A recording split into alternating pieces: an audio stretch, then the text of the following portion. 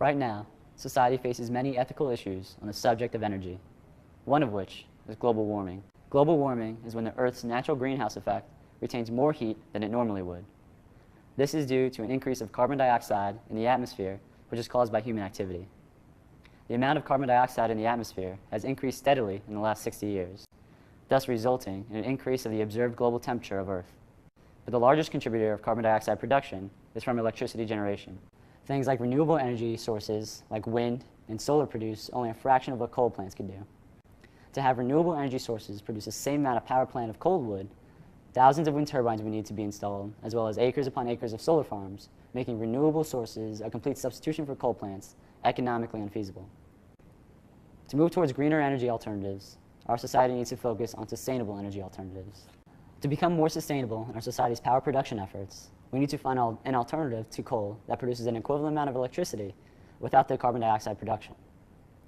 The only alternative right now is nuclear energy. All right, so when the U.S. was first starting to look into nuclear energy, they decided to choose one of the elements that could be used in a nuclear power plant and invest all their money into it and do all their research into that one element. So the decision was made that the United States should concentrate on the development of uranium-based reactors that would have as a byproduct plutonium, and plutonium is the most efficient initiator of nuclear reactions in the bomb. We see that that's no good, and we don't want that to get into the wrong hands. So now it's better to think, oh, well, maybe thorium could be better. And it is. There was a problem here in the United States in 3 Mile Island, which the impact of 3 Mile Island, I think, has been greatly exaggerated. I think that the radioactivity and the problems were contained as the design dictated. The worst thing that can happen is for a fission-based explosion to take place, and you have in these reactors a lot of radioactive waste. Of all the accidents and incidents, only the Chernobyl and Fukushima accidents resulted in radiation doses to the public greater than those resulting from the exposure to natural sources. So the reactors that we have, the pressurized water reactors and the boiling water reactors, they tend to be at high pressure and have a capacity to have accidents and to explode. They require big pressure vessels. These are not desirable features.